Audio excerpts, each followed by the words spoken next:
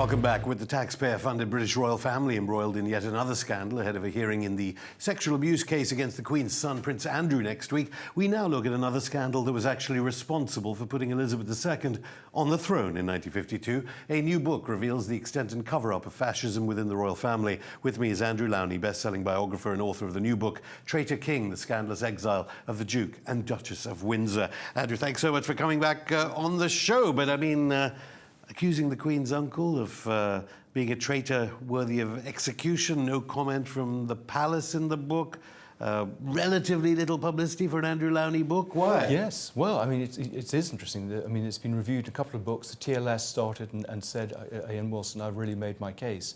And I thought other papers would pile in, but it's clearly a subject they don't really want to touch. So all the papers, as you say, were fighting to serialise my last book, have gone quiet on it. Why would there's no what do they call them, D notices or stuff? And then besides, it happened long ago. Why is it so well, scary for the press? It's still a very sensitive subject. But I think, you know, we've known about these stories about the Duke, and indeed even the official life of Edward VIII talked about some of them. But I don't think anyone joined the dots and actually drew the obvious conclusion that he wasn't the innocent dupe that they've tried to project, that he actually was an active intriguer. I mean, viewers all around the world will know the story as a great romance between the king who abdicated and gave his throne up for the love of a woman. And that's the story that dramatists, television writers, we've had... in fact, in the book, you talk about the taming of journalists time and time again. Is that taming of journalists continuing today in covering up the reality of Edward? Well, maybe people just want to buy into the myth, and it is a myth. The fact is that she was emotionally blackmailed into marrying him. I mean, he threatened to kill himself if she didn't. She felt chained to this man throughout her life, which is why she eventually embarked on various affairs. And the worse that more unpleasant she was to him, the more he liked it. I mean, it was an extraordinary sort of abject and pathetic character. So I think that's a myth, and it certainly made me rethink the abdication, because I think that what happened is people realised how unsuitable he would be as king, how much he wanted to interfere in constitutional matters, and how pro-German he was. And as a result, they used the pretext of Wallace to basically manoeuvre him into abdicating. And we know about, I mean, more recently, Prince Harry in a Nazi uniform. Maybe the press will love that, given that they've taken against Meghan Markle and Prince Harry. But when you speak of the Nazi sympathies, the connections with the Nazis, the Secret Services, next door to this building, this studio, they had him on the radar even before. I mean, there was an assassination attempt before he was king, I'm not sure. The assassination attempt in 1936, when he was king. But the intelligence services were bugging him at the behest of his father. He's the only monarch who they have bugged. But he was also... We don't know. Well, we don't know, that's true. Those are the papers being released, you're absolutely right, but I can't think of any others that would be. But what's extraordinary is the FBI were also monitoring him, the French Secret Service were monitoring him later, his police protection officers were reporting back to the Commissioner of Police. So everyone was watching him, and his associates, and Wallace's associates, because they were pretty dodgy people all the way through his life, but particularly in this period, 35, 36. I mean, Wallace was very close to Ribbentrop, the German ambassador. There was a German agent who'd been sent to actually live beside Wallace in Bryanston Court. And he was taking Germans down to the Fort Belvedere, his country home, and leaving his red boxes open. And time again, secret information was finding its way to the Germans. So we don't know whether he's a Nazi spy or not, but there are reports in the book that you relate that there was on the table the possibility that Churchill would order the assassination of the Duke of Windsor and his wife. I mean, there are various stages, but I mean, he clearly was very sympathetic to the Germans while he was king. He, in fact, tried to interfere when the Rhineland was demilitarized, to try and soften the blow and talk to politicians. But then, you know, during the war, I think this is the important thing, he tries to set up a peace party in January 1940, and then there's the famous Operation Willy in the summer of 1940, where he is actually going in and out of the German embassy, talking to them about becoming a sort of British Pétain figure, a go-lighter. This is what he hopes to be. And so he sits it out in Portugal in this key moment in the summer of 1940, when we're about to be invaded, in the hope that perhaps Lloyd George will be Prime Minister and he'll be King, and Churchill and George VI will be, you know, sent to Canada or executed or imprisoned or whatever. And yet the milieu is so odd that you depict, arguably. Maybe it isn't. Maybe it hasn't changed. I'll get on to that.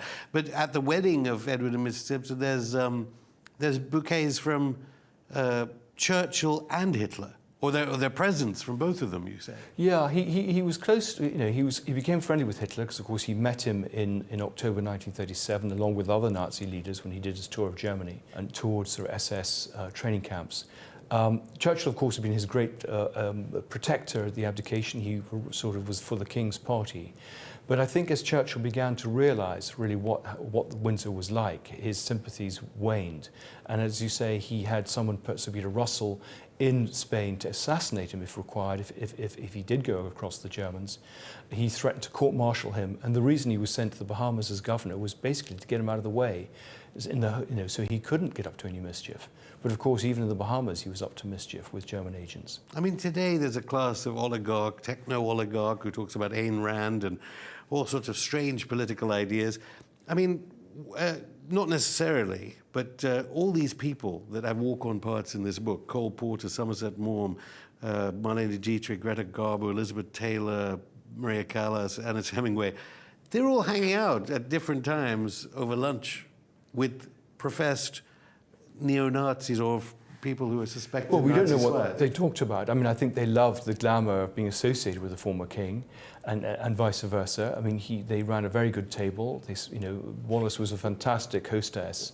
One night where she said to a butler, he said, "There are only 6 for dinner." She said, "Yes, but they're all kings." Paid by the British taxpayer, or by the monarchy paid by the British taxpayer? He had money, exactly. He had money, from the civil list, or in fact from the family. It didn't come from the civil list, but he had huge investments. He'd saved a lot of money when he was Prince of Wales, so he had plenty of money.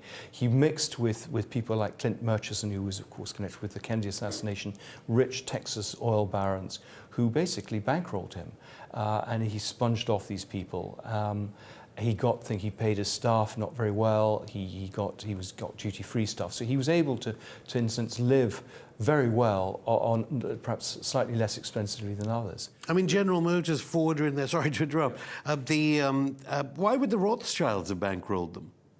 Given it's a famous Jewish family, of course. Well, certainly the Rothschilds, gave him accommodation when he first abdicated. I don't think they would do it again. He was awful to them, and in fact, Kitty Rothschild left after a few weeks. She just couldn't stand him. He was running up huge telephone bills that he expected them to pay.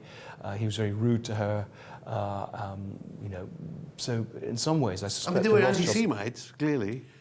Well, I mean, yes, exactly. Even to the end of his life, he thought Hitler was a good chap, and he was anti-Semitic, and he, remained very friendly with people like Oswald Mosley. But he knew about the Holocaust, and he knew what side he was on.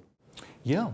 I mean, they were open about it. I mean, and then as regards the cover-up, the great Labour 1945 government of Clement Attlee, hot off the heels of the Malaya insurgency, which killed untold hundreds of thousands of people, arguable genocide. The Attlee government works together to cover up papers to save the monarchy, as it were. Yes, I mean, there's this extraordinary episode that these German documents, which are the telegrams that took place in 1940, which were supposed to have been destroyed by the Germans, actually weren't, and they were found by the Americans. That was the lucky thing. They were found in the American sector. And American historians decided they would use these documents. And of course, there was a big fight. The Americans put pressure on the British. The British put pressure on the Americans to suppress these documents, to destroy them. Some indeed were destroyed. But the American historians, and it was a fight for academic freedom, said, no, this is an important bit of history and we need to preserve this. And eventually, though Churchill and others managed to delay publication until 1957, many of these documents were published.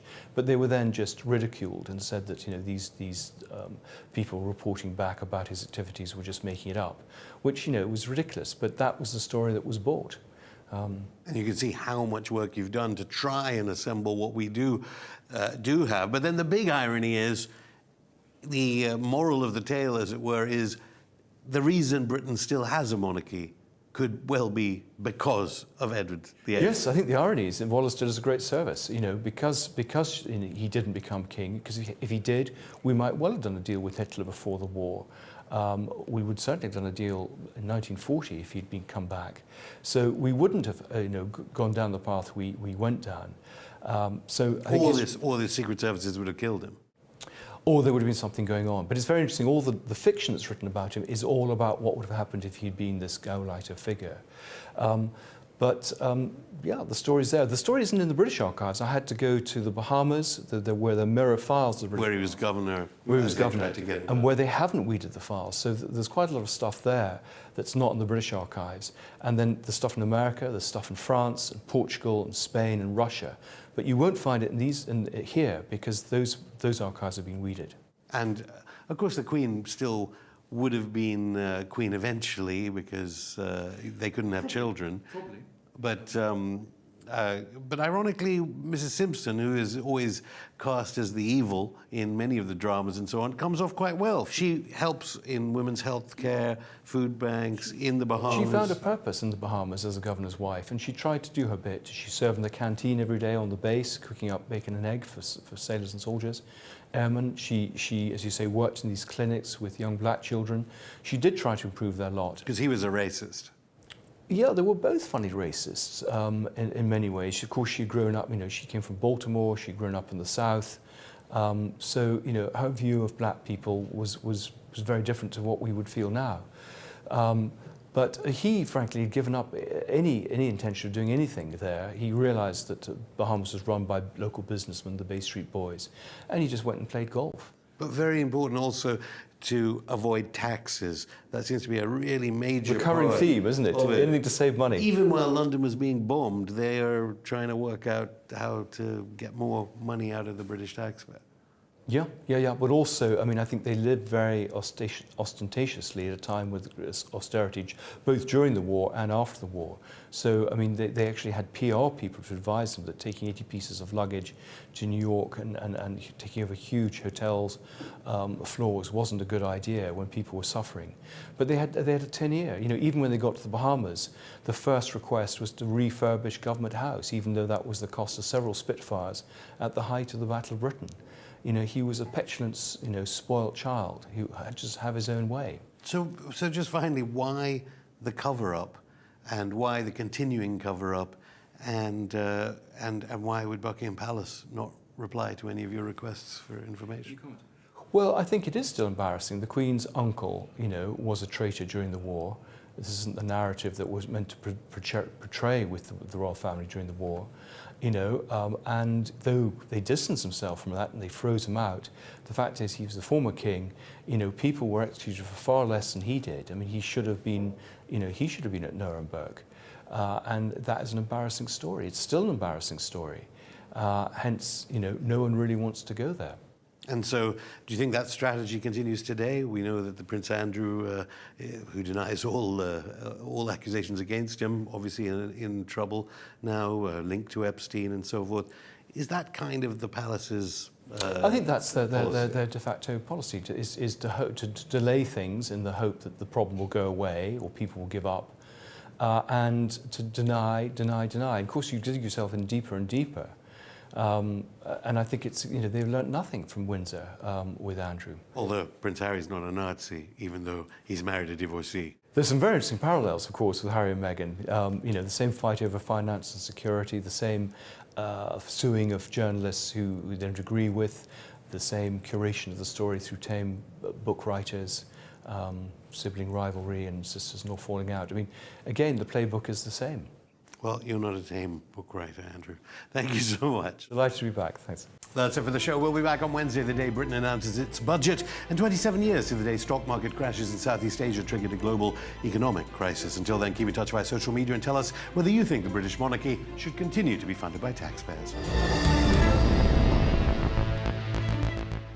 Thanks for watching this Going Underground interview. Don't forget to leave a like and subscribe to the channel with notifications on to never miss an interview. Now it's your turn. Tell us what you think by commenting below and getting in touch via our social media. See you next time. All that is solid melts into air.